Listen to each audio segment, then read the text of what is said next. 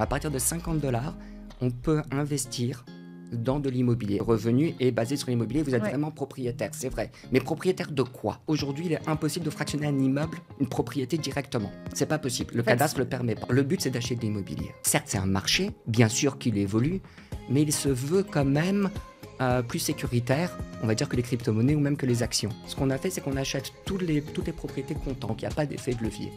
Par contre, ce qui est possible de faire, c'est d'hypothéquer, entre guillemets, son propre token. Ça part. Avec cet argent, on peut aller acheter d'autres tokens qu'on remet sur la plateforme pour emprunter à nouveau, etc. Ce qui fait qu'on a l'effet de levier, mais on risque pas la propriété. On risque que son token à soi. Chez Realty, quand il y a des crises, c'est le moment d'acheter. Les pics sont beaucoup plus rapides et hauts qu'en Europe, aux États-Unis, et les creux sont carrément plus féroces qu'en Europe. En 2008, quand il y a eu la crise à Miami, il y avait des propriétés qui avaient perdu 60%, on parle. Enfin, c'est pas joli. Hello Jean-Marc. Bonjour. C'est la deuxième fois que je te reçois, et c'est pas la dernière. Parce que, attention, il y aura un troisième chapitre à nos échanges, parce qu'il y a tellement de sujets à aborder. Le sujet qui nous lie aujourd'hui et sur lequel on va, non pas débattre, mais échanger, c'est celui de la tokenisation, fractionnisation immobilière. Donc, c'est investir de manière fractionnée dans l'immobilier. Et donc, c'est ton sujet de prédilection. Tu es cofondateur de la société Realty. Et du coup, on va parler de ça. Alors, allez, on fait un peu de pédagogie. Alors, pour ceux qui n'ont pas écouté, on a déjà fait donc un premier épisode. Il a été diffusé, si ma mémoire est bonne, en octobre donc 2022. Et effectivement, là, on a fait énormément de pédagogie sur... Enfin, voilà, on avait expliqué. Moi, j'ai découvert plein de trucs avec toi sur ce que c'était que la fractionnisation immobilière, l'immobilier fractionné. Et puis, aujourd'hui, on va aller encore un petit peu plus loin. Et notamment, on va aller explorer... Vous faites énormément d'immobilier fractionné sur le marché nord-américain. Bientôt en Europe, on aura l'occasion d'en reparler dans le futur épisode. Justement. Là, on va beaucoup parler d'Amérique du Nord parce que moi-même, j'ai envie de comprendre un peu mieux ce marché. Parce que si je mets plus d'argent que j'en ai déjà mis sur Realty, j'ai envie d'affiner ma compréhension de comment marche le marché immobilier américain. Nord-américain, donc on va parler du Canada et des États-Unis. Il y a peut-être des différences, tu nous le diras. Et c'est principalement là-dessus qu'on va échanger aujourd'hui. Est-ce que je sais que tu fais ça tellement mieux que moi, alors je vais être feignante et je vais te laisser faire. Est-ce que tu peux réexpliquer de quoi on parle quand on parle d'immobilier fractionné? L'immobilier fractionné prend plusieurs formes. La forme la plus connue aux États-Unis, ce sont les REIT, les Real Estate Investment Trust, qui sont des équivalents de SCPI, mais cotés sur le marché boursier. Donc, on peut ainsi investir dans un portefeuille immobilier géré par des professionnels, dont le sourcing est fait par des professionnels, plus ou moins diversifiés, et on l'investit à travers une part, une action ou une participation, peu importe la structure juridique. Donc, le but de faire aujourd'hui de l'investissement fractionné direct, c'était de pouvoir dire, je n'ai pas envie de passer par ces grosses structures, je veux pouvoir acheter une fraction d'une propriété spécifique. Et non pas d'un portefeuille. Et non pas d'un portefeuille diversifié, je ferai moi-même ma diversification. C'est vrai que finalement, quand on y pense, l'immobilier fractionné existe depuis longtemps, pour le coup, plusieurs décennies, mais on investit dans un portefeuille consolidé d'actifs immobiliers. Exactement. Et effectivement, comme tu le dis, ça existe en France. Le nom, c'est la SCPI. Et Tout à fait. Et donc, la possibilité qu'a amené ce qu'on a appelé la technologie blockchain, la tokenisation, c'était de pouvoir simplement dire on va acheter une fraction d'une propriété immobilière spécifique. Donc, on fait nous-mêmes notre propre diversification. On choisit les propriétés selon la diversification que l'on veut faire. Et on a les revenus de cette propriété. On voit l'évolution à travers les années de cette propriété. Les rénovations, les loyers qui tombent. Lorsque l'un locataire part, il y a moins de revenus, mais il y en a d'autres peut-être qui payent à ce moment-là, etc. Donc, en faisant ça, l'avantage, c'était aussi de pouvoir permettre accès à n'importe qui à l'immobilier d'investissement. C'est-à-dire à partir de 50 $, donc 48 € ou à peu près ça. À partir de 50 $, on peut investir dans de l'immobilier. Alors, je dis qu'on investit dans l'immobilier, c'est vrai, le revenu est basé sur l'immobilier, vous êtes vraiment propriétaire, c'est vrai. Mais propriétaire de quoi? Parce qu'en fait, aujourd'hui, il est impossible de fractionner un immeuble, une propriété directement. C'est pas possible. Le cadastre ne le permet pas. C'est pour ça que ça n'existe pas depuis 20 ans. Exactement. Et que c'est la technologie qui a... Et le cadre juridique qui a évolué. Exactement. En fait, c'est le cadre juridique qui s'est adapté aux évolutions de la technologie et qui ont du coup ouvert de nouvelles possibilités. Alors, ce qui s'est passé, c'est qu'aux États-Unis, en 2018, alors tout le monde, depuis que la blockchain est apparue en 2010, 2009, je devrais dire, avec Bitcoin, la technologie était là, c'était la blockchain, ce qui est un registre décentralisé. C'est tout ce que c'est un registre décentralisé. Le Bitcoin est une unité de compte sur ce registre. Après, la technologie a existé, mais c'était pas possible d'en faire grand-chose d'autre qu'une monnaie. Finalement, il y a eu Ethereum qui est sorti, et Ethereum permet de programmer la blockchain. À partir de ce moment-là, il était possible que cette unité de compte qui vit sur une blockchain peut représenter un contrat ou quelque chose, peu importe quoi. Un investissement dans un autre truc, un projet, peu importe. Seulement, voilà, on peut créer ce token, on peut créer ce jeton cryptographique, cette part, mais quel est le lien juridique entre cette part qui existe sur une blockchain, donc sur un registre décentralisé, et la propriété elle-même? Eh bien, ça n'est que qu'en 2018, qu'aux États-Unis, il y a eu un précédent, un cas, où quelqu'un avait acheté des tokens représentant des parts d'une LLC, donc des parts d'une SARL, c'est des parts sociales, c'est la même chose, et le juge a reconnu que son token représentait bien ses parts. C'était un contrat valide. Et c'est ce qui a ouvert la porte juridique à la tokenisation. Donc, qu'est-ce qu'on fait? On prend une société, donc au début c'était des LLC, des SARL, puis finalement avec l'évolution de Realty, on a dû passer à des SA, ce qu'on appelle aux États-Unis des C-Corp, des Incs, et on dit simplement que les parts de cette société ne sont exprimées que par des tokens. Donc la seule façon d'investir dans cette société, c'est d'acheter un token.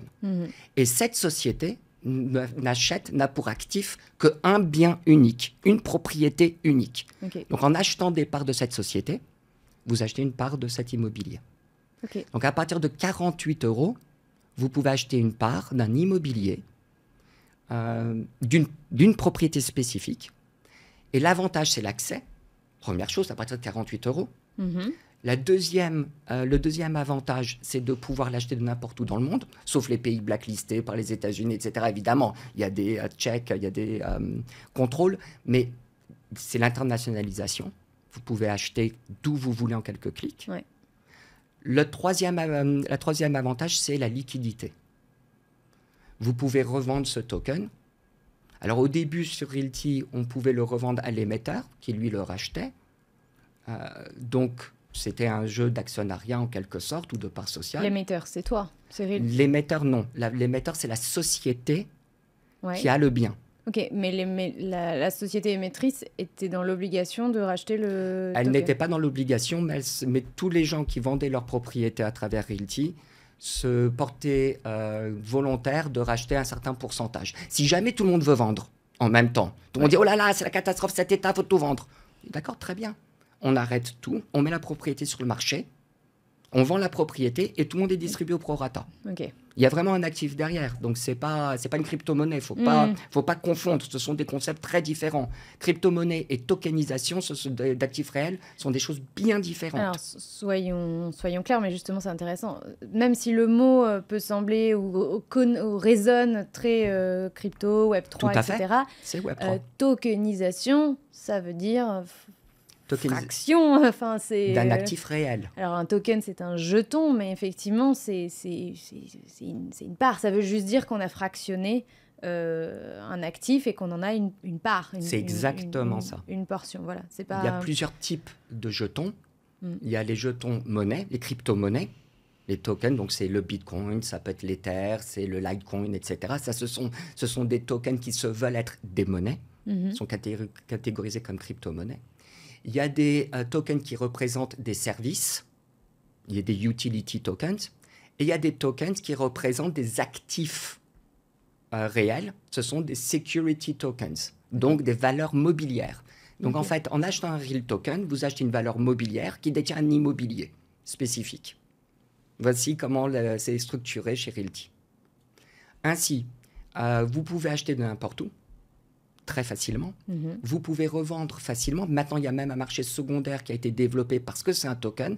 Alors, il y a des restrictions. C'est pas n'importe qui peut acheter et vendre. Il faut bien s'enregistrer sur le site, il faut faire le KYC, il faut faire toutes les questions, les trucs. Il y a un processus. Le KYC, c'est le... Know Your Client, identification. Ouais, voilà, c'est le même processus que quand vous voulez ouvrir un compte dans une banque. Absolument. C'est à peu près pareil. Il n'y a pas d'anonymat, soyons clairs. À tout moment, on sait qui a quoi. On a un registre de chaque société qui est tenu.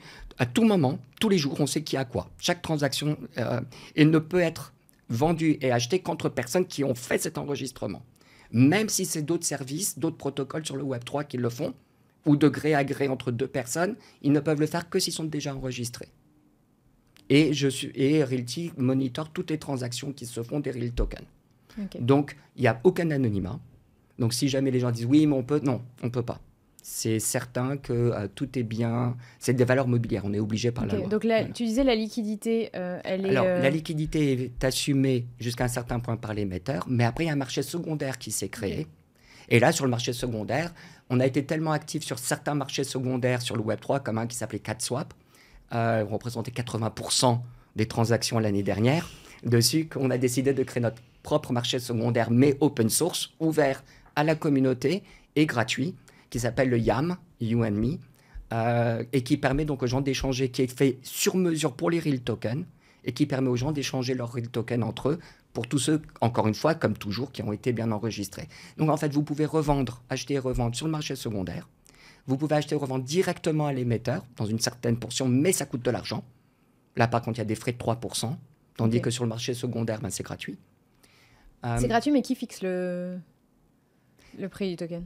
Très bonne question. Qui fixe le prix d'un token? Puisqu'il y a un marché secondaire, c'est que c'est un marché de gré à gré.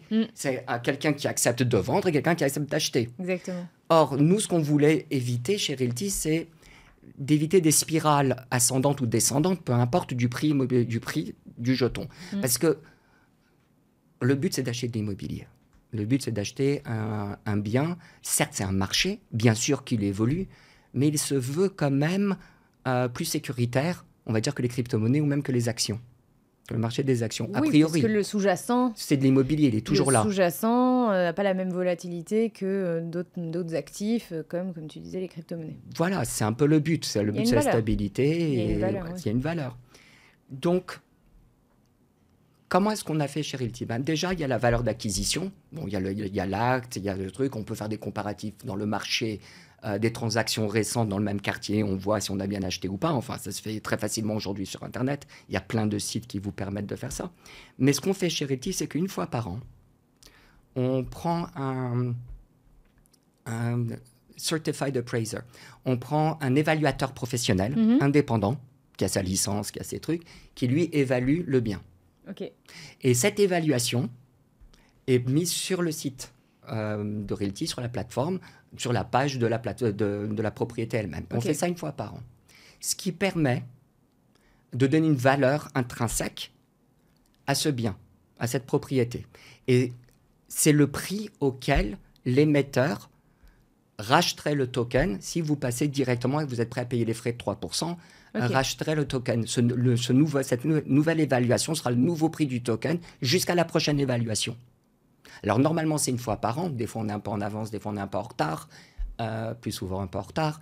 Mais ça va changer. Merci pour la mais si jamais il y a un événement particulier comme une guerre ou comme des Martiens qui arrivent sur une ville ou je ne sais pas quoi, dans ce cas, il y aura des réévaluations plus fréquentes. C'est normal. Mais ça donne... Grosse probabilité, les Martiens. Grosse probabilité. Donc, mais ça ancre la valeur. Ça donne un point de repère dans la valeur, ce qui fait que même sur le marché secondaire, on voit effectivement le prix qui monte et qui descend, mais il reste quand même encadré par le fait que sur le marché primaire, donc l'émetteur rachète quelques tokens à ce prix-là.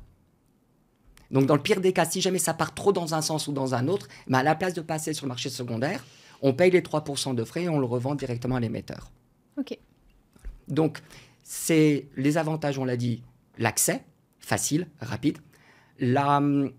Facile et rapide, je confirme, parce que j'ai acheté un token moi-même. J'avais mis... Et alors, vraiment, moi, je suis pas du tout... J'ai pas de j'ai pas de wallet, j'ai rien pour stocker mon... Tout à fait. Et pourtant, j'ai réussi à le faire parce que vous avez des interfaces qui permettent de le faire justement quand on n'a pas de wallet et quand on n'est pas dans le monde de la crypto, du Web3. Exactement. Donc, j'ai aucun actif crypto, etc. Et j'ai mis entre 20 et 30 minutes. Ça, c'est pour la première transaction. Oui, après, c'est très rapide. Mais le fait que vous n'avez pas eu besoin de wallet, alors, il y a 2 services chez Realty. Il y a le walletless, donc sans wallet. Et il y a ceux qui ont déjà leur wallet, qui connectent, qui ont accès à plus de services par la suite. Ça va changer. À la rentrée, dans 1 mois ou 2, d'après... Enfin, mon CTO dit 1 mois, donc moi je dis 2 mois. On va pouvoir... ça va être l'interface walletless. Parce que la technologie évolue avec le temps et nous, on est vraiment sur le cutting edge de la technologie. La technologie permettra d'avoir une interface qu'on appelle le Abstract Account, comme si c'était du Web 2, entièrement. Et avoir accès à tous les services et toutes les possibilités que Realty offre. Par exemple, quand on achète de l'immobilier, l'avantage quand même de l'immobilier, c'est l'effet de levier. C'est qu'on peut emprunter. On en avait parlé la dernière fois. Exactement. T'avais piqué ma curiosité. Mais oui. Or, nous, chez Realty, on ne veut pas mettre l'investissement à risque.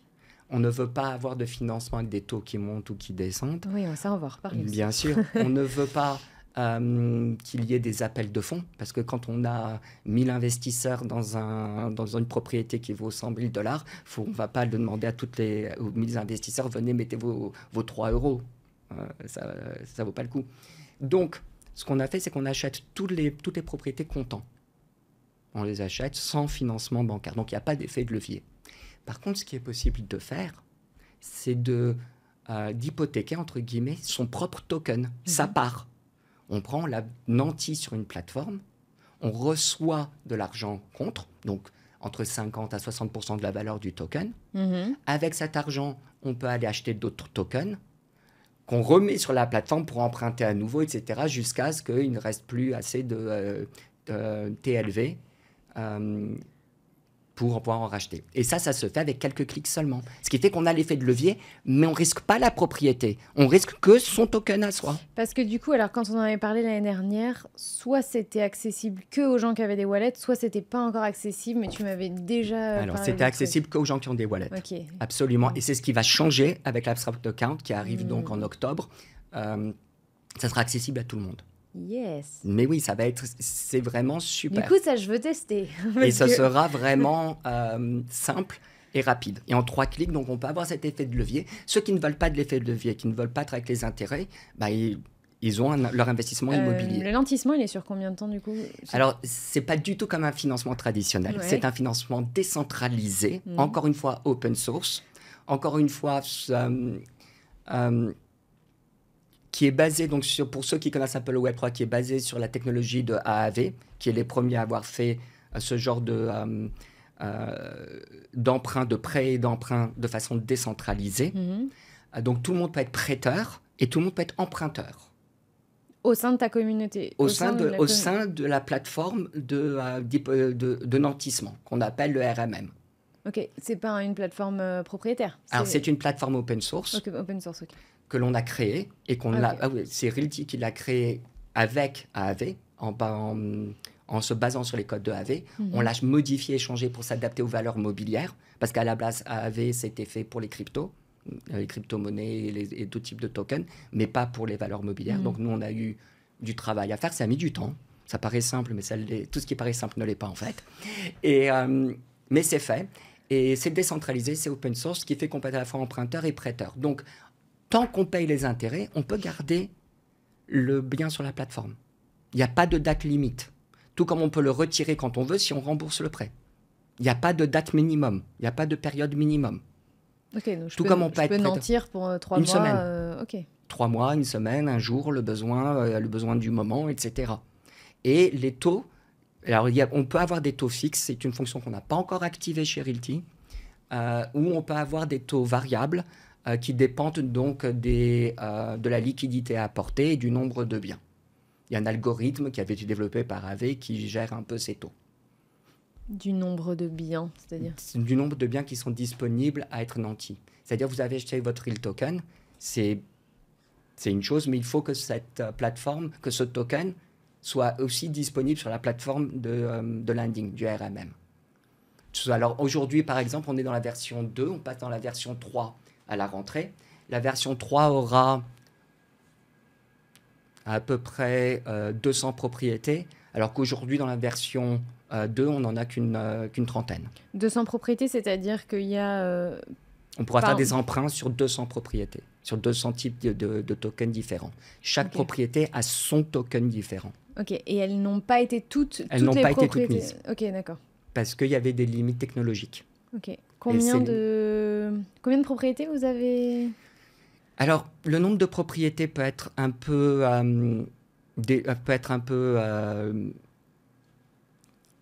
c'est pas nécessairement la bonne mesure, parce que si on a une propriété qui a 30 unités, une propriété qui en a 60, ou une propriété qui est une petite maison monofamiliale qui est qu'une seule unité, le nombre de propriétés, on en a à peu près... on a à peu près 400 propriétés, mais la réalité, c'est qu'en nombre d'une unité, on en a 1500 maintenant.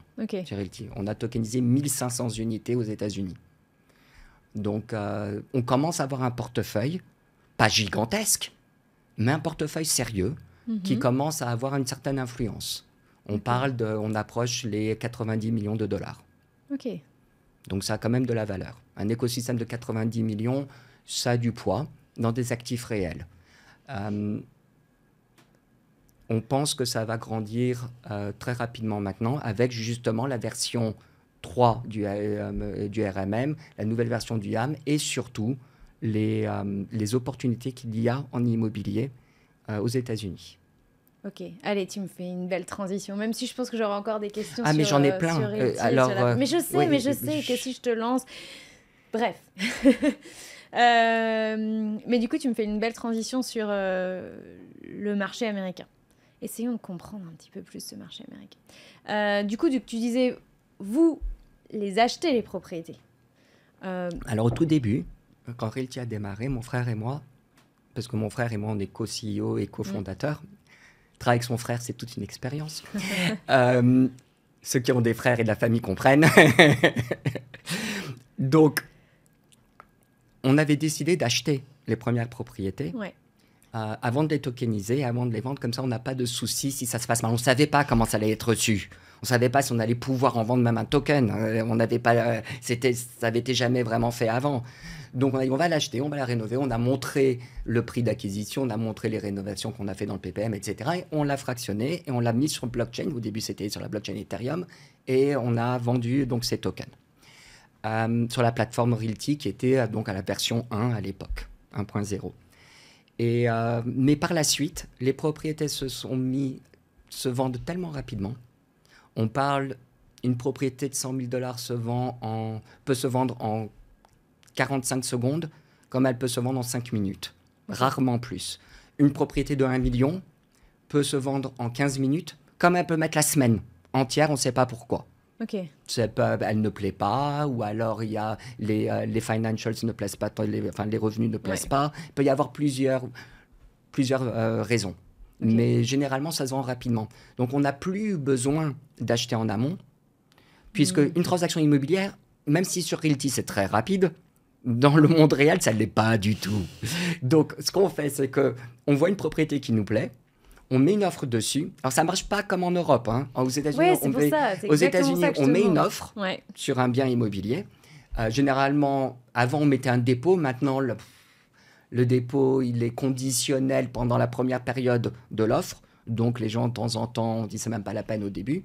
Donc, on fait une offre. On dit, et l'offre, c'est une obligation du vendeur de nous la vendre. Et nous, c'est une option de l'acheter après avoir fait notre due diligence. Nos vérifications, s'assurer que l'immeuble est bien conforme à ce qui a été représenté, la quantité de travaux qu'il y a à faire ou pas, est-ce qu'il y a du plomb dans la peinture, est-ce que les fenêtres sont à changer, etc. Est-ce que la phase environnementale, est-ce que c'est tous ces trucs-là qu'il faut faire en tant qu'acquéreur. Et ça met un temps. Donc, il y a la première phase de la due diligence, c'est on fait l'offre, on reçoit ça.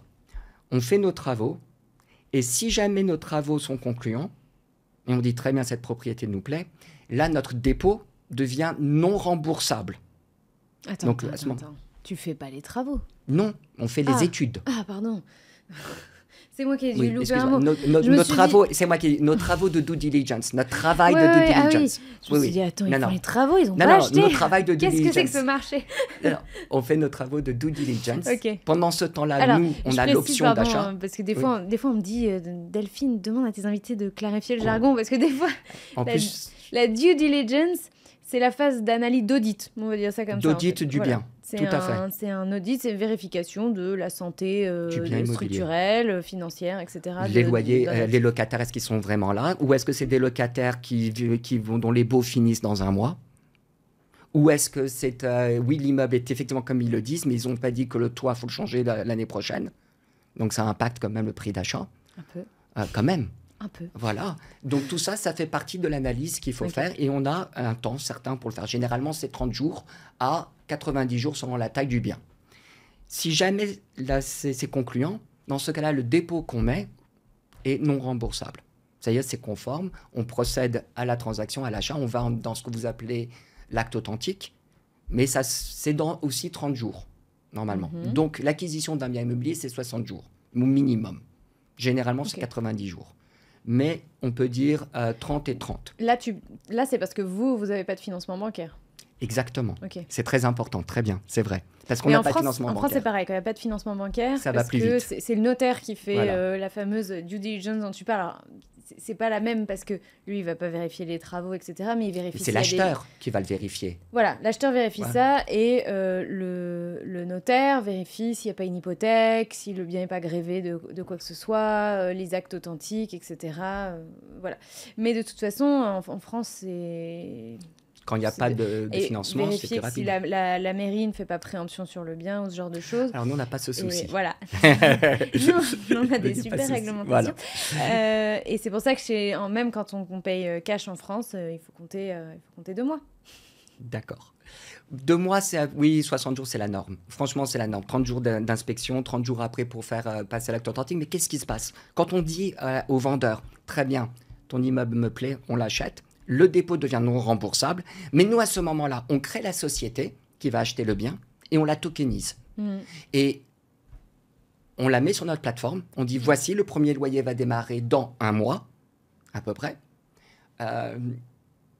Voici le bien, on le décrit sur le site, on donne des En spécificités gros, à ce sur moment-là, le il vous site. reste 30 jours pour faire la collecte. Exactement. Si on ne fait pas la collecte, on aura perdu le dépôt. Ouais. C'est Vous jamais êtes- arrivé. Ouais, ok. Mais si jamais la collecte se fait, donc, comme je l'ai dit, ça se voit normalement assez rapidement. À partir du moment où on a capitalisé donc, la société, on peut même appeler le vendeur, on lui dit on est prêt à closer demain. Voilà, point. À faire l'acte authentique demain, si jamais le title agent est disponible ou pas, etc. Donc ça nous permet d'aller vite. Ok. Donc ça, c'est la procédure. Si jamais, au bout du mois, le bien ne nous plaît pas, ben, au bout d'un mois d'analyse, le bien ne nous plaît pas, ou il y a des surprises, eh bien à ce moment-là, on dit, écoutez, c'est pas le cas. Le dépôt normalement est remboursable jusqu'à ce moment, et on reprend, et tout ce qu'on a perdu, c'est du travail et du temps. Ok. Voilà. Donc jusque-là, aujourd'hui, on n'achète plus les biens en amont. On les achète une fois qu'on les tokenise à partir du moment où on sait qu'on est certain de passer au closing. Qu'on soit bien clair, l'investisseur qui achète un token, il a 2 mécanismes d'enrichissement, la valeur du token et les loyers. Exactement. Ok. Chez Realty, nous distribuons les loyers toutes les semaines. Oui, c'est vrai. Ah, c'est vrai. Parce que moi, comme je le sais et qu'on a déjà fait un épisode, mais c'est bien de le rappeler. Du coup, comment se porte le marché américain en ce moment? Le marché du bureau souffre beaucoup. Vous achetez pas des bureaux? On n'achète pas de bureau chez Ok. Realty. Il y a une seule raison, c'est que mon frère et moi, on n'en a jamais fait. Vous n'êtes pas On n'a compétent jamais sur fait, le... et on ne connaît pas. On a acheté des commerces quand ils étaient en bas d'immeubles résidentiels, Ouais. mais on n'a jamais fait de bureau. C'est une expertise. Il y a beaucoup d'argent à se faire et c'est quelque chose qui fonctionne bien, mais qu'il faut bien maîtriser. Ce n'est pas notre cas. On est spécialiste, nous, du marché résidentiel. Ouais. Donc, on démarre avec ce qu'on connaît, on fait ce qu'on connaît dans la vie. Nous, on connaît le résidentiel. Donc, on n'a proposé que des biens immobiliers résidentiels. Ouais.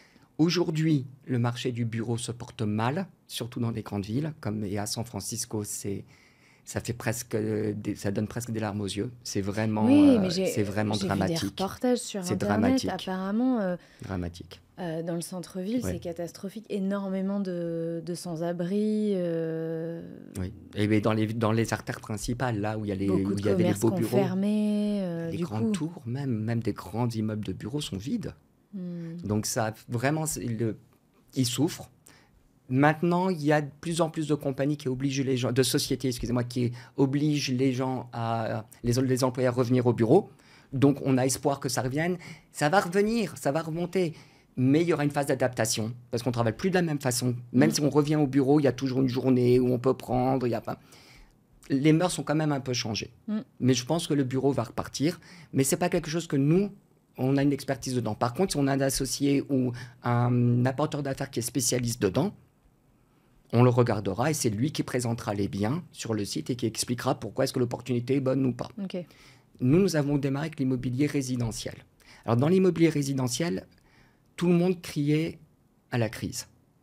Et quelque part, chez Realty, quand il y a des crises, c'est le moment d'acheter. Bah oui. Ça fait du bien. Parce qu'une crise à l'américaine, ce qu'il faut expliquer, c'est que nous, nos petites crises immobilières, c'est moins 10%. Mais une crise à l'américaine, Les pics sont beaucoup plus rapides et hauts qu'en Europe, aux États-Unis, et les creux sont carrément plus féroces qu'en Europe. Et effectivement, ici, j'ai été surpris de voir, on parle de crise immobilière, ça a baissé de 8% déjà, tu te rends compte? Je suis là, non, je ne me rends pas compte. En 2011, 2008, quand il y a eu la crise à Miami, il y avait des propriétés qui avaient perdu 60%, on parle. Enfin, c'est pas joli. est-ce Enfin, que tu peux expliquer les mécanismes? En fait, du coup, c'est intéressant.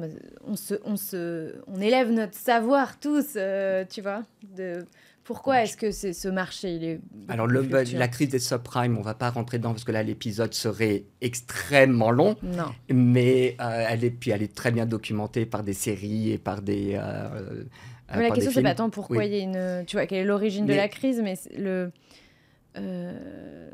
Pourquoi est-ce que ça- quelle est la spécificité du marché américain qui fait qu'effectivement, il est très volatile sur l'immobilier? Pourquoi est-ce qu'il est plus volatile qu'en Europe, par exemple? Mais l'Europe, c'est un grand continent. Les États-Unis, c'est un grand pays, avec plein d'immobiliers différents de la côte est à la côte ouest. Parler du marché américain dans sa globalité, c'est comme parler du marché européen dans sa globalité. Je ne pense pas qu'on puisse le faire. Le marché espagnol n'est pas pareil que le marché à Paris. Je pense. Maintenant, Non, en même temps, les réglementations sont Alors, sont les très réglementations différentes, tu vois. sont très différentes. Je vais vous donner un exemple, même entre le Canada et les États-Unis.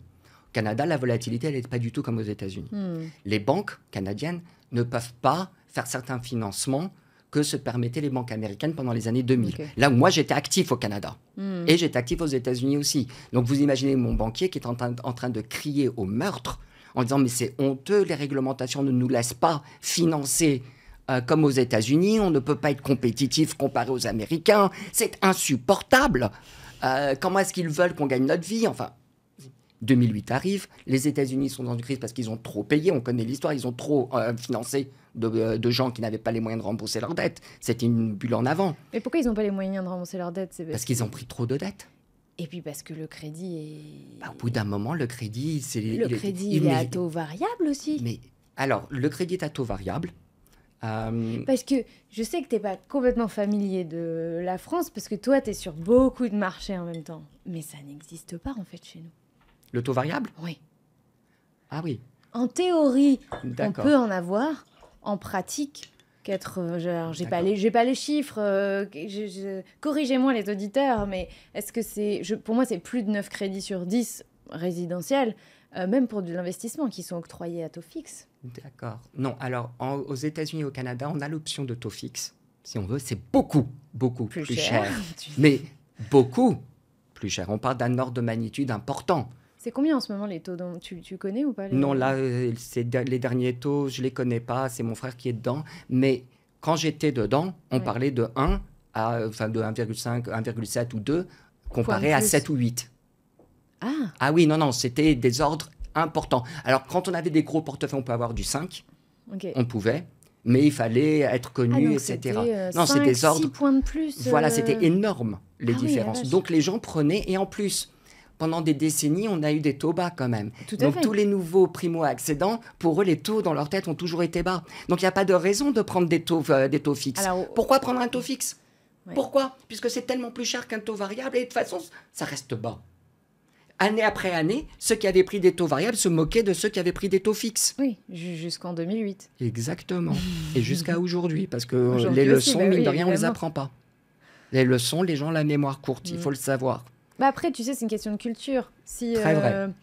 Alors, je sais pas c'est quoi la proportion d'ailleurs, mais c'est pas, c'est plus équilibré qu'on pense. Tout le monde n'a pas des taux variables, mais j'étais surprise. J'avais vu les chiffres dans la newsletter de Marc Fiorentino. Je crois que le pays, je vais dire des bêtises. Il y a un pays champion du monde du taux variable. Je sais plus si c'est la Nouvelle-Zélande ou alors je me demande si c'est pas le Danemark.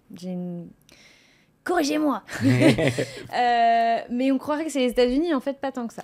Mais quand même, il y a quand même ce... Et ce serait intéressant, sociologiquement parlant, je suis pas sûre que tu aies la réponse, de comprendre, est-ce qu'il y a un lien entre le milieu socio-économique, tu vois, et la propension à prendre un crédit variable ou fixe, tu vois? Très bonne question. Ce serait très intéressant je de vais voir vous dire, si dans j'ai les fait de milieux l'immobilier. modestes, il n'y a pas... J'ai fait de l'immobilier de luxe et j'ai fait de l'immobilier beaucoup d'immobilier subventionné.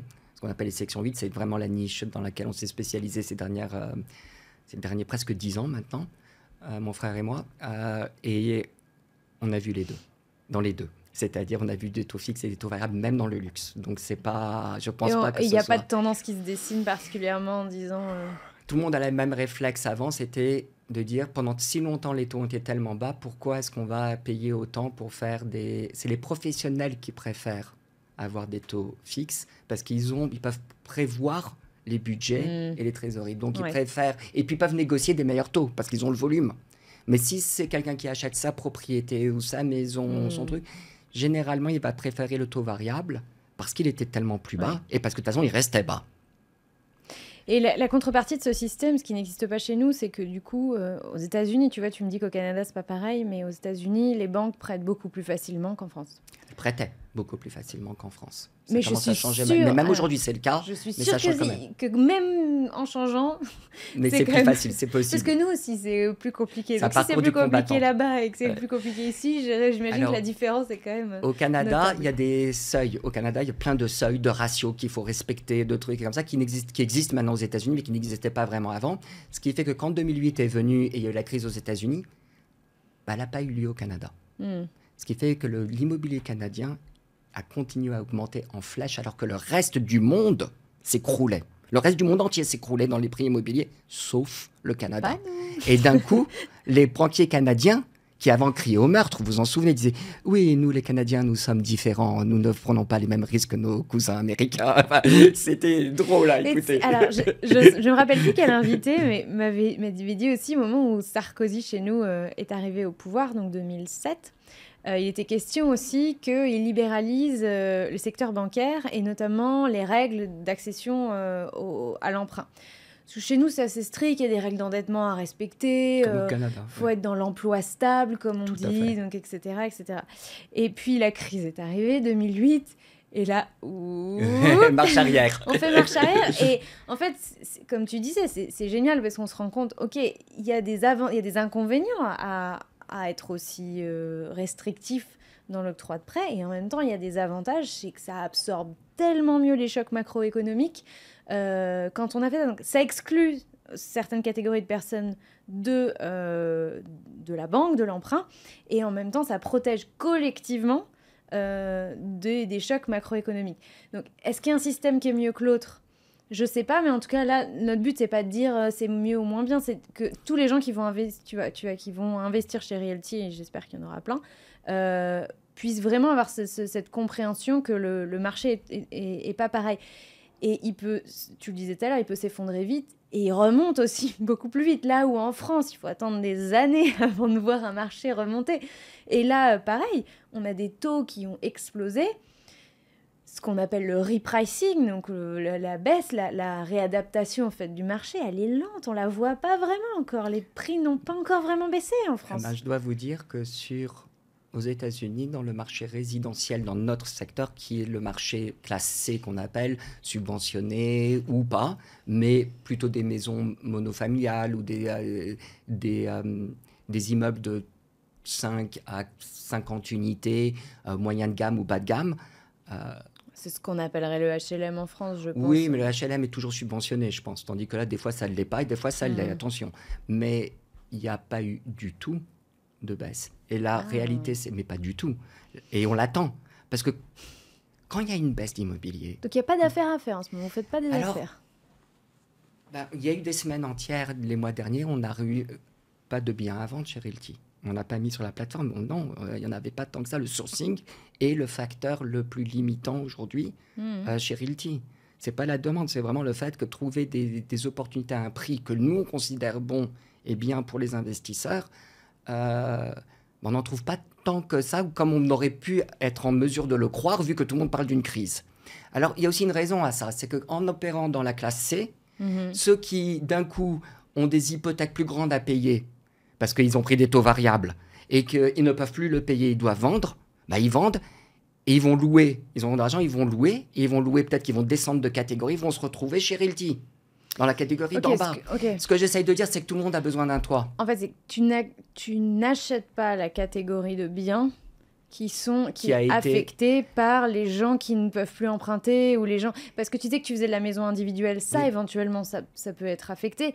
Mais les immeubles avec un nombre d'unités assez important, ça, effectivement, c'est des gros investisseurs à qui tu rachètes. Et du coup, il n'y a pas de défaut de... Si, il peut y avoir des défauts de paiement. Et puis ça peut être difficile, mais même dans les petites maisons, quand ils le louent, quand les gens viennent et deviennent locataires de cette maison, les loyers sont parfaitement... On passe de classe B ou de classe A à classe B ou de classe B à classe C, ou des fois directement de A à C. Tout le monde a besoin d'un toit pour vivre, et les gens, il y aura toujours des gens qui auront besoin donc de ces biens immobiliers. Moi, ce que j'espérais, c'est qu'avec la crise, on puisse acheter du classe B ou du classe A à des prix qui peuvent quand même... Exactement. Mais quand il y a du sang dans les rues, c'est là où il faut acheter. Mais c'est normal. Normalement, ça devrait... On devient glouton. Mais ça je le veux, ça je le prends. En France aussi. Ça devrait être une période excitante pour les investisseurs. Et malheureusement, c'est pas encore le cas. On se fait chier. Attend. Mais oui, et on attend. Tout le monde parle de la crise. Oui, mais ceci, mais cela. Vous savez quoi, non. Et les prix dans les classes B et les classes A, de temps en temps, ils ont un peu baissé, mais pas tant que ça. Et souvent, tout ce qu'ils font, c'est qu'ils stagnent. Alors, il y a moins de transactions, c'est vrai. Elles sont moins rapides qu'avant, ça met plus de temps, mais les prix ne baissent pas tant que ça. Et les gens qui veulent vendre disent, moi j'attendrai. Oui, mais tes paiements hypothécaires sont plus élevés, etc. OK. Donc, la bonne nouvelle, c'est qu'il y a en fait, finalement, en tout cas sur la typologie d'investissement que vous faites, il y a une certaine stabilité. Il y a une stabilité, il y a même des portefeuilles entiers qui sont rachetés par des institutionnels, ce qu'on ne voyait pas vraiment avant. C'est-à-dire que maintenant, des institutionnels... Vos portefeuilles, vous êtes courtisé par des... C'est-à-dire que c'est-à-dire qu'on est en compétition avec eux, surtout. Okay. C'est-à-dire quand on vient acheter une petite maison, on dit « Ouais, OK, ta maison, je l'aime bien, mais écoute, tu veux pas l'acheter, moi, j'ai tel fonds qui me la demande. » Voilà. Tandis qu'avant, on pouvait négocier tranquillement, prendre son temps. Parce qu'en fait, c'est eux qui continuent à payer et eux, ils ne souffrent pas trop de taux de vacances parce que tout le monde doit avoir un toit. OK, donc la première chose, c'est qu'il y a assez peu de vacances locatives. En plus, aux États-Unis, il n'y a pas nos systèmes. Les gens, ils ne payent pas, ils sont mis dehors. Hein. Alors ça, c'est quelque chose qui m'a un peu surpris en Europe, c'est qu'effectivement, les locataires sont très protégés. Pour être fair aux États-Unis, dans l'État de la Californie, par exemple, le locataire est très protégé aussi. Peut-être pas autant qu'en Europe. Attention, j'ai vu des choses assez inexplicables à mon sens, un peu surprenantes. Pour obtenir... Non, mais concrètement, à 1 ou 2 mois près, obtenir l'expulsion d'un locataire qui ne paye pas, dans la légalité, il faut compter à peu près 18 mois. Mais voilà. Déjà, ça, je trouve ne pleure pas. Déjà, ne pleure pas. Voilà, déjà, je trouve ça dommage, quelque part, pour le propriétaire. Évidemment. Mais ce qui m'avait le plus surpris, c'était... Et c'est là aussi où on voit que dire « je suis un expert immobilier international », ça ne veut rien dire. Parce que réellement, l'immobilier est un business local. Parce que moi, quand j'ai appris qu'il suffisait de rentrer dans une maison, ou un appartement, changer la serrure et dire c'est chez moi, et qu'après il y a des procédures qui peuvent prendre du temps pour évincer la personne. Je ne sais pas si c'est vrai. C'est ce qu'on m'a dit. Je ne sais pas si c'est vrai ou pas. Pire que ça. Mais quand on m'a dit ça, au début, je pensais qu'on se foutait de moi. Je le dis sincèrement. Non, mais en vrai, il est question que ça évolue, mais je crois qu'on a, en tant que propriétaire, 24 ou 48 heures pour signaler un squat. Sinon, le squatteur, entre guillemets, est protégé par le droit du locataire. Bon, ça, on n'a pas aux États-Unis. Et je critique pas. Il doit y avoir des raisons derrière. Moi, c'est pas... Alors, je peux comprendre que quand on dit, bon, ben, nous, on fait de l'immobilier résidentiel, peut-être qu'il y a certains investisseurs qui peuvent dire, tu te rends pas compte de la galère que c'est. Si, je sais que c'est beaucoup de travail, c'est très intensif, point de vue de gestion, etc. Oui, évidemment. Mais on n'a pas ces soucis-là, en l'occurrence. Nous, il y a un squatteur, c'est généralement des gens qui sont rentrés par effraction ou qui ne payent plus leur loyer. Entre 3 semaines à 2 mois, c'est réglé. Ça dépend de certaines circonstances. Mais voilà, et peu importe que ce soit l'hiver ou l'été. En plein hiver, il y a l'huissier qui vient, qui met les gens dehors en plein hiver, avec la neige qui tombe. Donc, mais bon, c'est une autre façon de faire. Et je ne dis pas que c'est mieux ou que ce soit moins bien. Tout ce que je dis, c'est que simplement d'un point de vue propriétaire, voilà, du point de vue de l'investisseur, propriétaire, ça permet d'avoir une rentabilité quand même plus régulière au cas où il y a un pépin. Maintenant, quand j'ai parlé à des experts immobiliers en France, ils m'ont dit, oui, ça arrive, c'est vrai, mais ça reste un faible pourcentage. Ça reste un tout petit pourcentage qui est très gérable. Il faut bien faire ses inspections avant, ses recherches de dossiers, il faut faire ce truc. Il y a un travail de recherche du bon locataire aussi qui doit être fait. Mais les professionnels qui ont des performances parfaitement respectables n'avaient pas l'air d'être plus dérangés par ça. Mais ce qu'il y a, c'est qu'on en parlera quand on fera l'épisode sur le marché européen. Mais en Europe, tu vas dramatiquement augmenter ton risque si tu fais de l'individuel, si tu fais de la maison individuelle. D'accord. Ce qui peut-être tu ne feras pas justement pour cette raison-là. Tout à fait. Donc peut-être que tes partenaires du coup te disent ça parce qu'en fait sur un immeuble avec un certain nombre d'appartements, tu as une diversification et une gestion du risque. Il y en a un qui a un impayé, il y a tous les autres qui payent et donc... Je comprends. Voilà. Mais je suis pas sûre que tu as envie de faire de la maison individuelle en Europe, en tout cas pas en France. D'accord, parce que c'est vraiment quelque chose, c'est vraiment une des spécialités de Realty, ça, la maison individuelle aux États-Unis. Donc on aime beaucoup, nous. Et les Américains aiment beaucoup aussi. Donc ils aiment y vivre et ils aiment en avoir, en acheter et investir dedans. Donc je comprends. Donc cette crise qu'on attend, est-ce qu'elle va venir ou pas? Ou est-ce qu'il y aura des mesures économiques et politiques qui feront qu'on l'évitera de peu dans le marché immobilier résidentiel? Je ne sais pas. En tout cas, nous, on l'attend. On pensait vraiment qu'il y en allait avoir une en juin dernier. Puis après, on s'est dit que ça serait en octobre de l'année dernière. Et on est maintenant en septembre 2023. Et on ne l'a pas vraiment ressenti. Tu vois, je me suis dit, moi, mon token, ça se trouve, il va être... Enfin, j'ai perdu de l'argent, il va être réévalué à la baisse. Et donc, c'est possible. Du coup, alors... Mais ce n'est pas arrivé. On n'a aucune propriété qui est réévaluée à la baisse. Justement ça. Et une réévaluation qui n'est pas faite par nous, qui est faite par un indépendant, qui prend des transactions récentes dans le quartier où est la propriété. Donc, c'est pas... c'est des choses qui sont basées sur des faits. Ok, tu vois, c'est marrant parce que de l'extérieur, moi, je vois un marché volatile.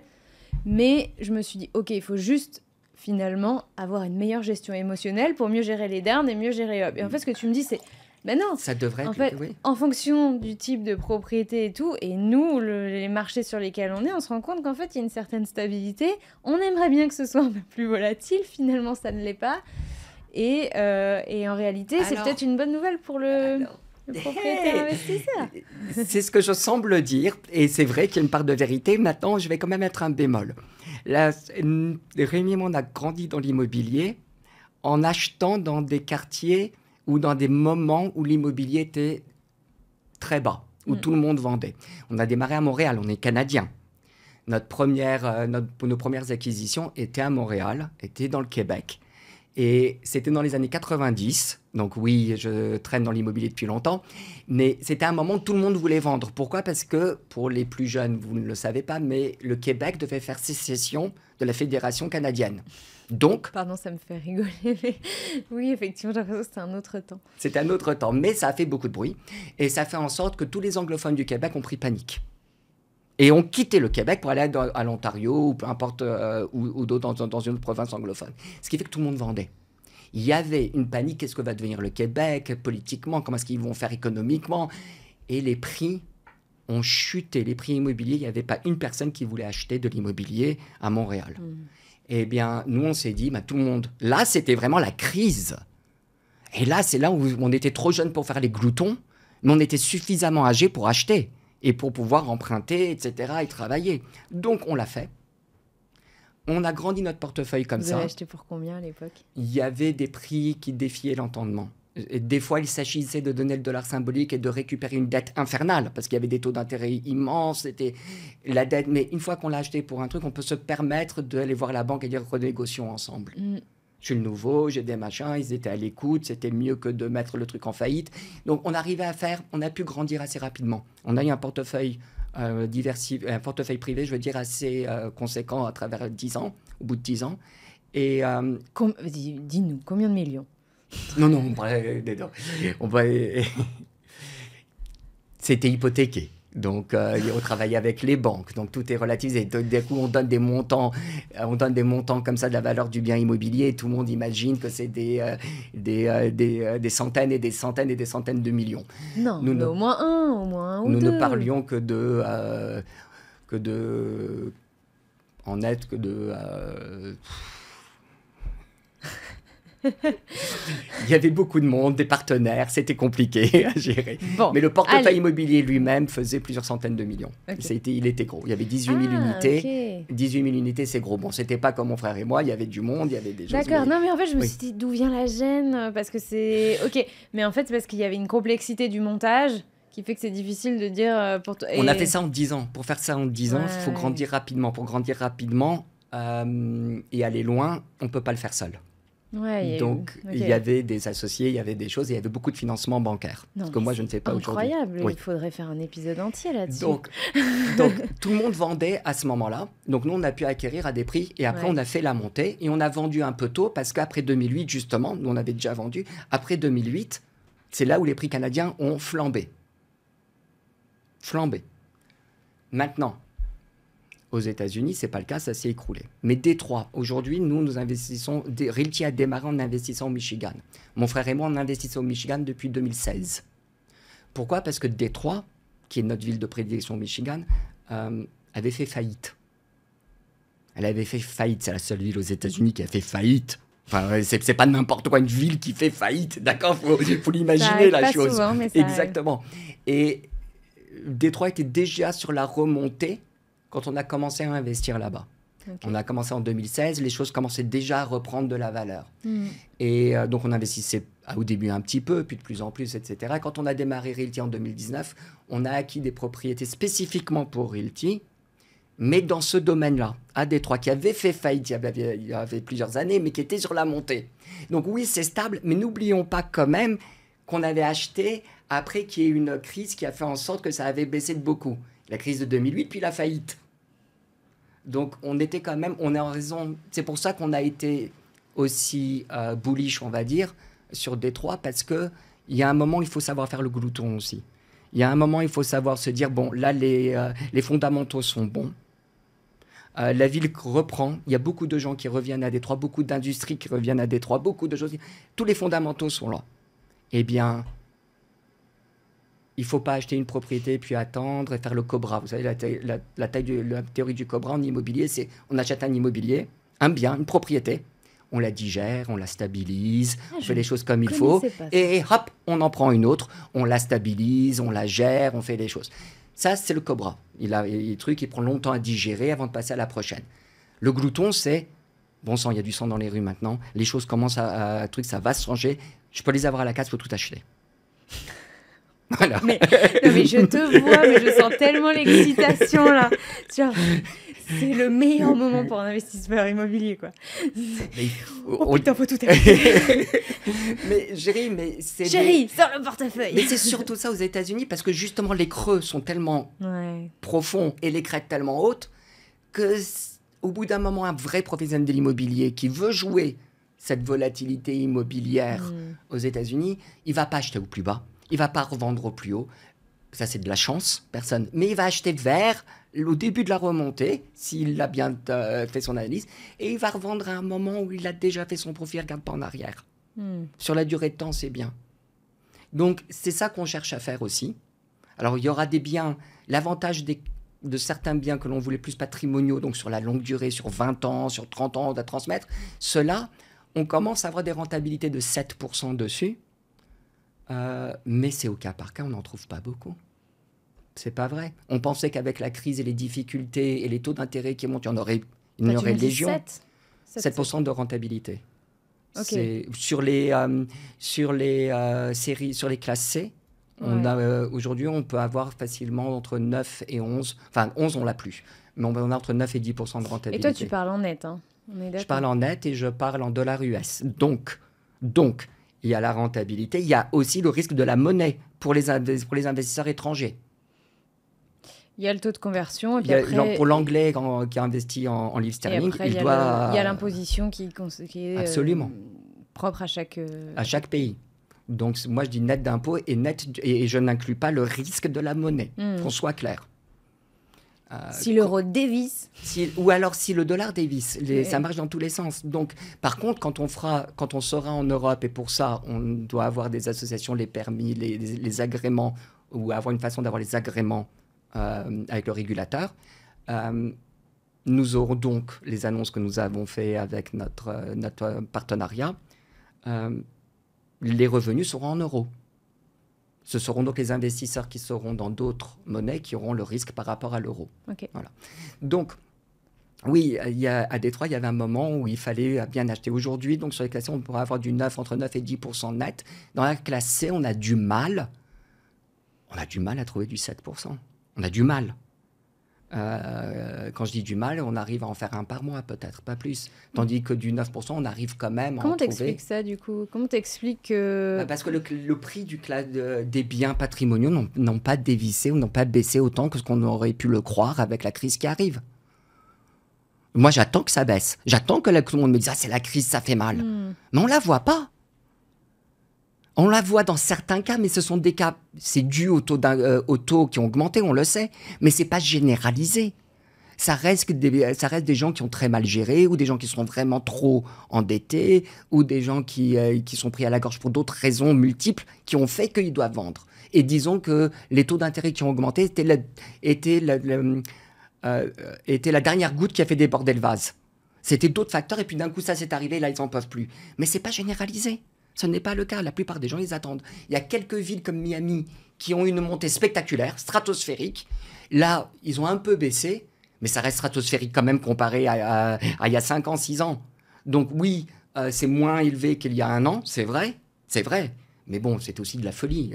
C'est la ville qui a le plus augmenté aux États-Unis en 5 ans. C'était incroyable les prix. Pourquoi? Parce que tout le monde venait de New York pour y vivre. En fait, les gens qui ont été à New York pendant la pandémie, pour s'installer à Miami, pour être au soleil pendant la pandémie, en fait, ils ont adoré Miami, ils voulaient s'y installer. En plus, on paye moins d'impôts en Floride que dans l'État de New York. Beaucoup moins d'impôts. Les gens de Californie ont été à Miami, ils ont adoré le fait qu'il n'y a pas d'ouragan, il y a le même climat.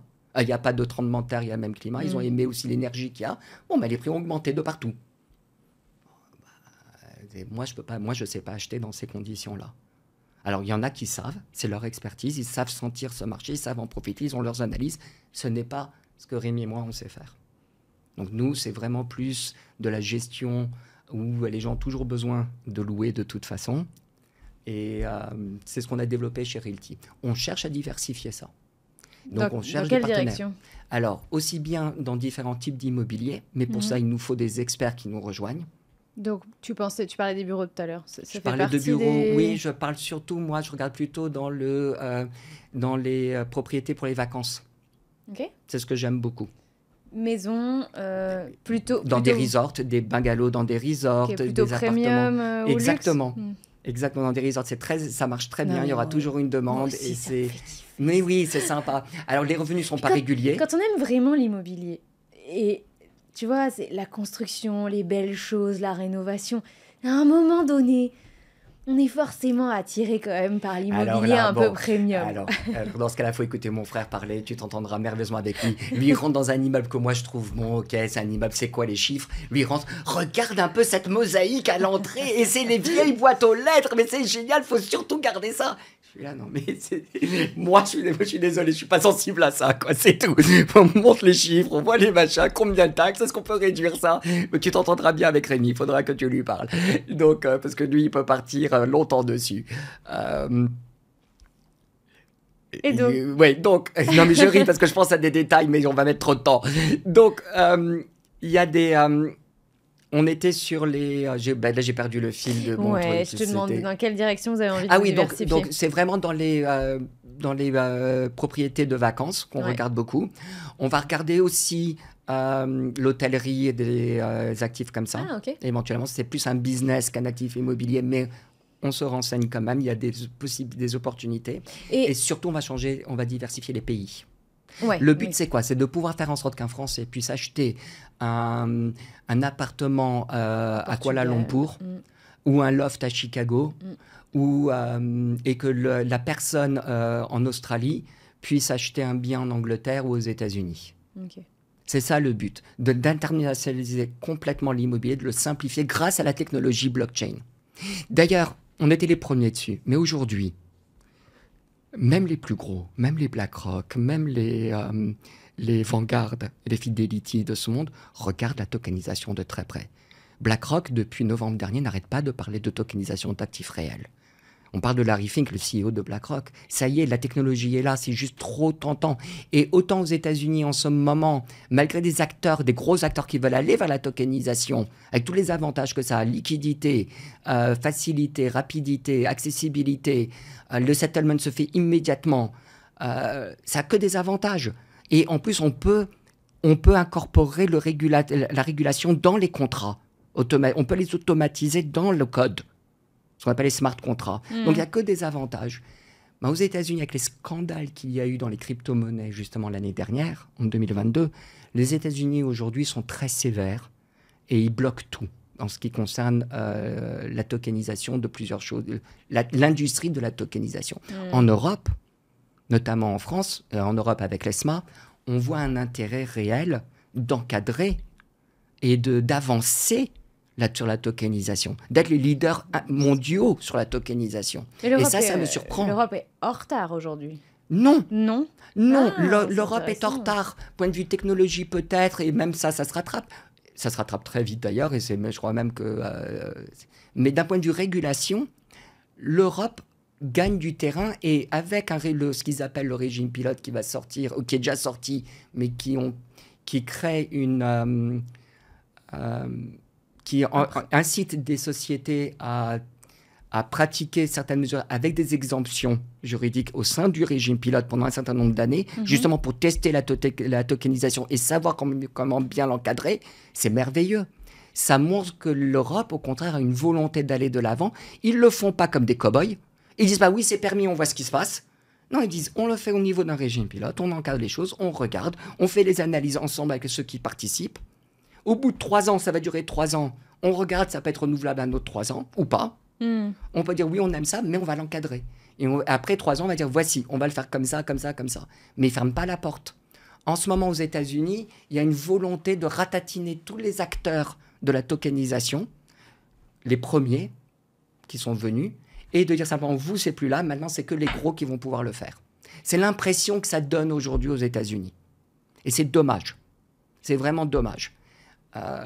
Tandis que l'Europe a une attitude plus, c'est une nouvelle technologie, qu'on achète un titre et qu'on reçoit l'action en papier, qu'elle soit sur un compte séquestre que je vois que l'inscription digitale, ou qu'elle soit sur une blockchain, ça reste un titre. C'est le même droit, c'est le même fonctionnement. Il faut juste adapter le règlement à la technologie et s'assurer qu'il y a un contrôle, que ce ne soit pas le chaos complet. Et j'ai l'impression, ça c'est moi qui parle, que le régulateur va dans ce sens-là. Ils veulent le faire intelligemment, ils veulent s'assurer que tout le monde est payé, ils veulent s'assurer qu'il y ait des contrôles de qualité, des contrôles de responsabilité, parce que c'est pas du genre basé sur la blockchain, il n'y a personne n'est responsable. Non, non, pas du tout, il y a des responsables, il y en a. Et moi, j'admire cette approche. Je pense vraiment que c'est ce qu'il faut faire. C'est comme ça qu'on avance dans les nouvelles technologies. Est-ce que tu peux m'aider à comprendre quel est le bénéfice pour l'investisseur de faire son portefeuille lui-même versus, tu vois, investir dans de l'immobilier fractionné tel qu'il existe depuis 30-40 ans, en fait. Très bonne question. Tu vois, entre quelqu'un fait le portefeuille pour moi... Et qui s'y connaît. Après tout, c'est pas ton métier. Voilà. Quelqu'un qui s'y connaît bien et qui dit je suis un expert immobilier. En fait, tu délègues la responsabilité à quelqu'un. Oui. Donc, c'est plus qu'un enjeu de confiance. Soit tu vas tout vérifier ce qu'il fait, etc. Et... C'est très difficile. C'est assez difficile. C'est très difficile. Bah, c'est comme vérifier où tu mets ton argent. Enfin, t'as beau aller regarder les fonds, c'est compliqué, tu sais jamais exactement dans quoi tu mets ton argent. Donc, mais voilà, je me demande vraiment quel est le bénéfice entre faire son portefeuille soi-même et... Alors la réponse, elle est la réponse est à deux détentes.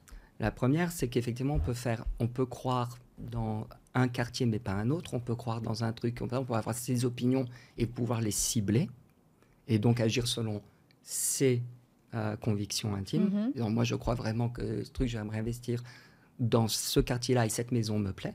On a le contrôle. Ensuite, c'est beaucoup plus facile de voir la performance de cette maison aussi, de cette propriété, puisque c'est un truc individuel. Vous comparez les comparatifs sur Internet des transactions récentes, c'est tout parfaitement transparent. Donc c'est plus transparent. Et c'est beaucoup plus facile de voir, hein. Beaucoup plus facile. Vous pouvez suivre vous-même vos investissements beaucoup plus rapidement.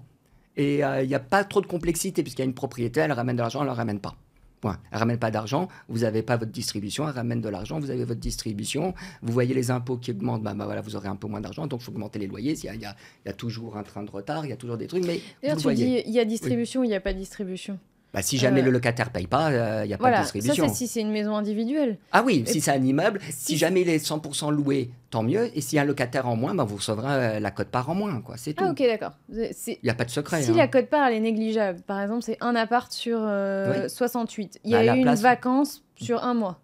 Alors ça dépend, est-ce que j'ai le dépôt de sécurité que je peux utiliser ou pas? Est-ce que j'ai ceci? Okay. On va dire que sur 68... Vous avez un tampon, vous avez un buffer... Absolument. Quand on achète la propriété, la valeur du token inclut le prix d'acquisition, ça inclut une réserve de rénovation, une réserve de maintenance, des frais administratifs. Et sur chaque loyer versé, il y a... Et sur chaque loyer versé, on ne distribue que le net, c'est-à-dire qu'on enlève les taxes foncières, on enlève les frais du gestionnaire de propriété locale. Alors, c'est le property manager en anglais, celui qui fait la collecte, qui fait les trucs, qui envoie l'argent au propriétaire. On enlève les utilities, l'eau, le gaz, l'électricité qu'il faut payer, des fois pas. Dans les immeubles, par exemple, on paye l'eau, mais on ne paye pas l'électricité. Dans les maisons individuelles, on ne paye rien, aucune utilities. Vous payez l'eau dans les... Ah, à Michigan, on paye l'eau. Chaque marché est spécial, chaque marché est différent. Non, c'est comme ça. Dans les maisons, dans les immeubles multirésidentiels, traditionnellement au Michigan, les gens payent l'eau. Et l'eau est très chère. Pourquoi? Parce que les propriétaires payent l'eau. Parce qu'il y a eu des problèmes de contamination dans le passé. Ce qui fait que maintenant, le Michigan a investi énormément dans les centrales d'épuration, de machin. Ça coûte beaucoup d'argent, donc l'eau coûte très cher. Il faut le savoir. C'est comme ça. Voilà. Donc, mais pourquoi c'est le propriétaire qui paye? C'est comme ça. Il n'y a pas de compteur individuel encore. Ça doit être formidable pour les... C'est galère. On essaye de faire évoluer les mentalités dessus, de mettre des compteurs individuels d'eau, etc. Mais c'est un travail qui se fait dans le temps. Ah oui, non, puisqu'il doit y avoir des douches très longues. Très chaude, très longue. Voilà, très longue. Ceci dit, très chaude, il paye l'électricité. Il paye l'électricité. Il paye l'électricité et le gaz. Okay. Pour ça, c'est la norme, on va dire. On va dire que c'est la norme. Maintenant, il y a des appartements où le locataire paye tout, ça arrive aussi. Mais la norme, en ce moment, c'est ça. Dans les maisons individuelles, c'est le locataire qui paye tout. Donc, on enlève donc les utilities, les frais de maintenance, qu'on estime tous les ans, à peu près à temps par mois, et on distribue donc le net de ça. Et il se peut de temps en temps qu'il y ait des réparations urgentes, donc on a des réserves pour ça. De temps en temps, ça nous est arrivé, on a eu un feu. Peu importe les réserves qu'on a, c'est pas assez. Dans ce cas, c'est les assurances qui payent. Pendant le temps des assurances, il n'y a pas vraiment de revenus, sauf si le revenu a été assuré. C'est très rare dans le résidentiel aux États-Unis. Ok. Ça se fait de façon courante en Europe, j'ai appris. Oui. Ça ne se fait pas de façon courante aux États-Unis, ça coûte très cher. Ok. Et ça factorait vraiment beaucoup le cap. Par contre, les assurances payent et on a un immeuble tout neuf. Après, bon, c'est jamais ce qu'on souhaite. C'est beaucoup d'ennuis. Ça prend du temps, c'est pénible. Mais il y a des mesures quand même pour chaque cas. Et si jamais on sait que dans 10 ans, 8 ans, il faut changer le toit, on peut prévoir la cagnotte au fur et à mesure que le loyer rentre pour la nourrir toutes les années, tous les mois, un petit peu, pour que dans 8 ans, on puisse changer le toit. Ok. Voilà. Donc ça, c'est de la gestion immobilière classique. Hein. Oui, la gestion de C'est pas compliqué. Voilà, exactement. Oui, C'est pas tout à des fait. choses compliquées, c'est pas des choses difficiles. On peut aussi acheter des propriétés qui sont pas en bon état, mais le prix reflète le fait qu'elles soient pas en bon état. On met un budget de rénovation plus important, mais après, la rentabilité est là. On a fait les travaux et puis voilà. Donc, c'est fait à la vente. Le marché aux États-Unis, je pense... les États-Unis est un grand pays, comme je l'ai dit, très diversifié. Nous, c'est notre expertise. On va continuer à faire des propriétés américaines. Realty même va se diversifier partout dans le monde. On va proposer des propriétés partout dans le monde et à chaque fois, ce seront des professionnels de l'immobilier qui proposeront leurs biens sur notre plateforme. Ok. Et ça permettra justement d'investir dans de l'immobilier, mais aussi dans des devises différentes pour ceux à qui ça peut plaire. Puisque si on investit sur une propriété en Angleterre, ça sera des livres sterling. Donc. Yes, mais je trouve ça intéressant d'avoir un peu plus de compréhension du sous-jacent dans lequel on investit, parce que ça peut avoir un intérêt de se dire pourquoi investir qu'en France.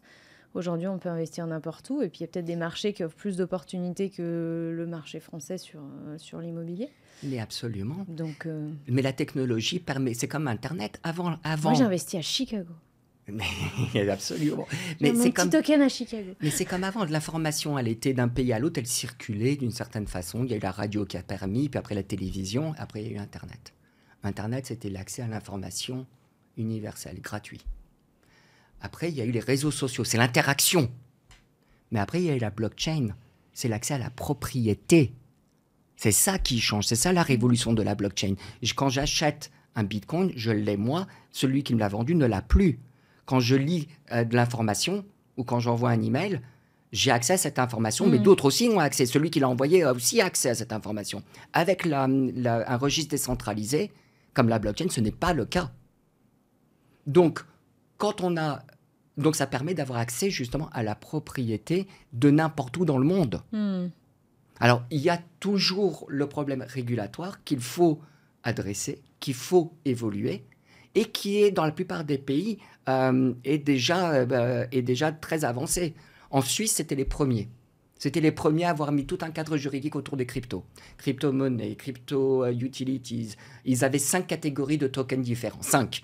Les services, les utilitaires, les trucs, je m'en souviens même pas. Enfin, c'était les premiers à l'avoir. Donc, ça a eu beaucoup d'avantages. Ça a aussi quelques inconvénients. Mais en général, ils encadrent très bien le sujet. Tous les pays y vont aussi. Hein. Tous les pays le font maintenant. J'ai une question. Est-ce que toi, tu investis à titre personnel, toi ou d'autres dirigeants de Realty ou ton frère, vous investissez dans les biens que vous faites financer par la communauté? Ah, quel débat ça a été. Alors, au tout début, oui. La première année, on achetait toujours des tokens des propriétés. Enfin, on les source, on les travaille, on fait les analyses, on y croit. A priori, on veut quand même participer. On a fait tout ce boulot, on veut quand même participer dedans quand même. Et puis, après, on a grandi, puis on a eu plusieurs départements. Et puis, le premier département qu'on a grandi, donc, c'est Legals and Compliance. C'est vraiment le juridique et la compliance. Eh bien, notre directrice de compliance a dit, mais vous n'avez pas le droit. On doit d'abord mettre des codes, des machins, des restrictions. Je dis, mais pourquoi? Enfin, ça montre au contraire à mes investisseurs que j'y crois. Mais c'est pareil en France. Ah ben non, vous pouvez absolument pas, monsieur Jacobson. Mon frère qui était là, qui dit, mais attendez, je travaille pour quand même les identifier, on fait des choses. Mais non, conflit d'intérêts, possibilité de délit d'initié, tout ce que vous voulez, vous n'avez absolument pas le droit. Jusqu'à ce qu'il y ait un code d'éthique. Alors, 1 an après, donc pendant 1 an, Realty a 4 ans, hein, pendant 1 an entier, 1 an et quelques mois, on n'a pas pu acheter un seul token de ce qu'on proposait. J'aurais aimé, je ne vous cache pas, avoir un token de chaque propriété, au moins un.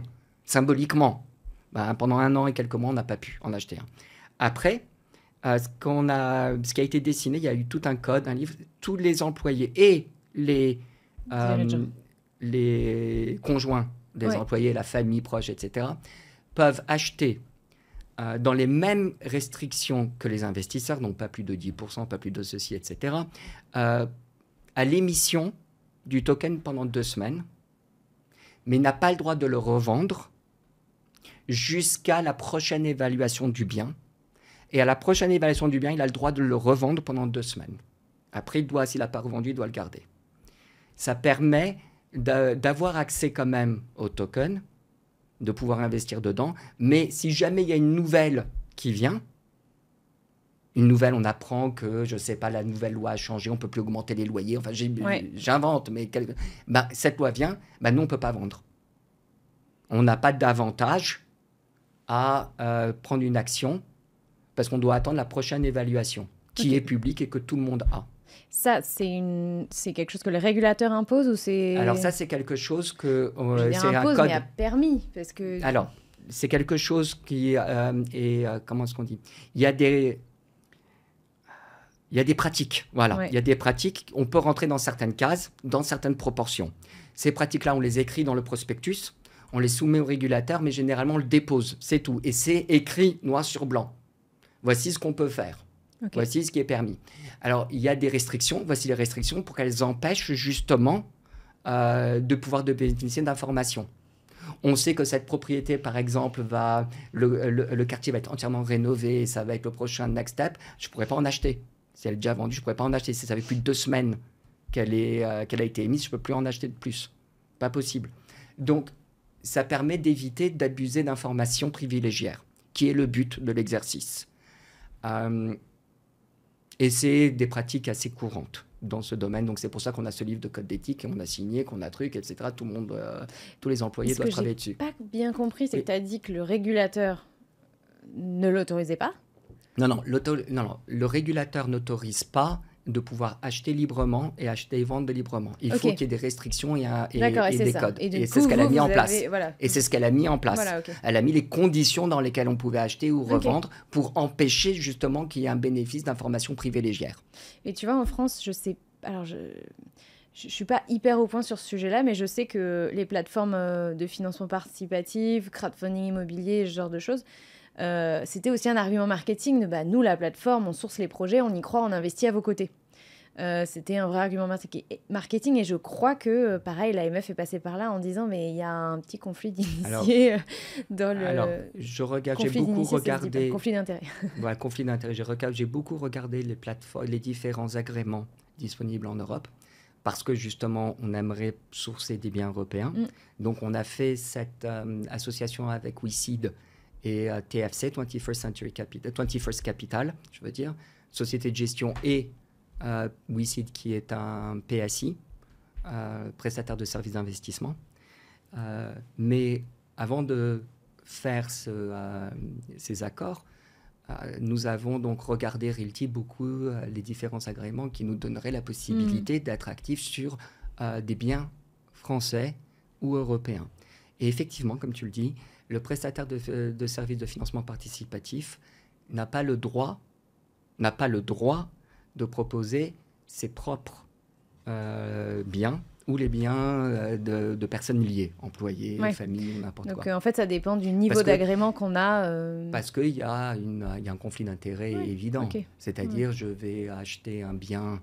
je veux un bien immobilier, je ne peux pas avoir de financement bancaire, je le fais financer par le reste de la communauté. Non, mais je te pose la question parce que c'est rassurant, tu vois. Moi, je ne connais pas du tout le cadre législatif américain et donc, voilà, j'essaye de voir. Je me mets à la place de mes auditeurs et j'essaye de me projeter dans les questions qui pourraient les rassurer en se disant, c'est intéressant, j'ai des trucs en France, pourquoi est-ce que je m'empêcherais d'avoir des biens aux États-Unis, au Canada, en Australie. Ou ailleurs. Au Canada, c'est très régulé. Alors, ce qu'on fait à Realty avec la tokenisation de sociétés américaines, on ne peut pas le faire au Canada. Au Canada, on peut faire de la dette. C'est-à-dire qu'on peut dire, vous pouvez avoir une obligation ou une hypothèque sur un bien qu'on va tokeniser et fractionner. Vous ne pouvez pas avoir l'action, l'équité. Parce que ça, c'est tout un autre domaine de licence, de machin, de trucs. Et il n'y a que quelques acteurs au Canada qui peuvent... Je suis pas sûre d'avoir compris la différence. Alors, la différence, c'est simple. Quand vous achetez une action d'une compagnie, Vous êtes propriétaire de la compagnie. Oui. Quand vous achetez de la société, on dit en France, quand vous achetez une obligation d'une société, vous n'êtes pas propriétaire, vous avez la dette. Oui. Elle vous doit un coupon, elle vous doit un truc, mais ce n'est pas vous qui votez, vous n'avez pas le droit à la parole. Simplement, vous avez financé, vous avez prêté de l'argent. Et donc, le mécanisme juridique est complètement différent. Au Canada, c'est... Complètement différent. Il permet la dette, il permet pas. Il encourage la dette. Mais alors, il permet pas du coup, je pense que ça ressemble à du crowdfunding immobilier en France, c'est qu'on est propriétaire d'obligations. Ça permet de financer les fonds propres, notamment de beaucoup de promoteurs immobiliers, mais pas que, ou de marchands de biens, qui ensuite vont, avec ces fonds propres, lever de la dette auprès des banques et ensuite remboursent. Et effectivement, on est propriétaire de l'obligation du véhicule financier qui va servir d'investissement. C'est exactement ça. Ok, d'accord, je comprends mieux. C'est vraiment... tandis que dans le cas de Realty aujourd'hui, vous avez vraiment les actions de la société. Vous êtes actionnaire. Oui. Ce qui fait qu'on a eu, par exemple... j'ai $50 de ce bâtiment. Mais par exemple, regardez, un exemple concret. On a eu une proposition d'achat sur une des propriétés, justement une des maisons monofamiliales, etc., qui était là, une maison individuelle, très sympa. Quelqu'un est venu, nous a fait une offre. On l'a refusée au début, elle était basse, puis il est revenu avec une offre un peu au-dessus du marché, qui nous a un peu surpris. Dans ce cas-là, on est obligé de la soumettre aux actionnaires, aux token holders. Il y a eu un vote qu'on a fait sur blockchain, et le vote a été d'accepter cette offre. Et on a vendu la propriété, après on a brûlé les tokens et tout le monde a eu sa part des trucs. Mais d'ailleurs, tu me fais bien de me dire ça, parce que c'était une question que j'avais. Qui décide de la liquidité du bien ? Est-ce qu'à un moment donné, vous dites là, il faudrait vraiment vendre parce que par exemple, le niveau des réparations, le niveau de la réno va être trop important Ou alors simplement le marché a tellement augmenté, il ne faut pas être idiot. Okay. Là, il y a vraiment quelque chose. Là, on arrive à un pic, peut-être. Comme je l'ai dit au début, on vend vers le plus haut quand ça a bien augmenté. On ne regarde plus en arrière après pour voir si ça continue à augmenter ou pas. Il y a un moment où ça devient intéressant et stratégique de vendre, quitte à acheter autre chose. Eh bien, quand ça arrivera, comme on a eu cette offre qui est venue donc non sollicitée, mais viendra un moment où nous, on conseillera aux token holders, et peut-être que dans certains cas déjà ça approche, à notre grande surprise, on dira simplement, écoutez, voici, essayons de vendre tel ou tel bien. Essayons. Si jamais on obtient tel prix, à quel prix est-ce qu'on accepte ? On fait un vote. Et on met un vote en chain dessus, et après on fait l'exercice de le mettre en vente sur le marché. Okay. C'est comme ça que ça se passera. Maintenant, si jamais on a des offres non sollicitées, on les soumet, et puis il y a un vote. Comme ça a eu lieu une fois. L'obligataire, celui qui a l'obligation, n'a pas son mot à dire. Il est remboursé, il est remboursé. Tout à fait. La propriété est refinancée. C'est refinancé, voici ta dette, bye bye. Ouais, pour l'avoir fait, effectivement, ça marche bien, c'est un bon modèle. Et dans un bon portefeuille d'investissement... On est passif. Passif, mais dans un bon portefeuille d'investissement, il faut avoir les deux. Il faut avoir de la dette et de l'obligataire. Les deux ont leur place. Je ne critique absolument pas l'un ou l'autre, j'aime les deux. En France, les tickets d'entrée sont un peu plus gros sur ce que tu appelles l'obligataire. D'accord. Mais avec la technologie, la réalité, c'est qu'avec la technologie, il n'y aura pas besoin qu'il soit gros. Parce que tout est automatisé. C'est pas... Avant, le problème, c'est qu'il y avait beaucoup de frais qui sont engendrés par des petites transactions. Ouais. Mais avec la blockchain, il y a tellement de choses qui sont faites automatiser. Bon, après, il y a du code. C'est pas parce que c'est sur blockchain que tout est fait. Non, il y a beaucoup de code après à faire, à développer pour que ce soit dans des registres qui sont conformes à la réglementation. Sur la blockchain, on a toutes les transactions, mais on n'a pas qui appartient à cette transaction. On a l'adresse, on n'a pas le nom, par exemple. On ne peut pas savoir qui est le nom. Donc, il faut coder pour faire le lien entre les deux, pour avoir des registres conformes à la régulation, etc., pour savoir qui a quoi. Donc, il y a le whitelisting, il y a les trucs. Mais une fois que ça s'est fait, c'est automatisé, ça y est. Donc, on est une personne, qu'on en ait 10 ou qu'on en ait 100 000, ça ne change rien. C'est appuyer sur le même bouton. En vrai, ça me passionne. Bon, je te remercie, Jean-Marc. C'est moi. D'autant que comme je sais qu'on va se revoir et qu'on va se refaire un petit épisode parce que voilà, j'ai plein de questions sur le marché européen, on aura l'occasion de creuser ça.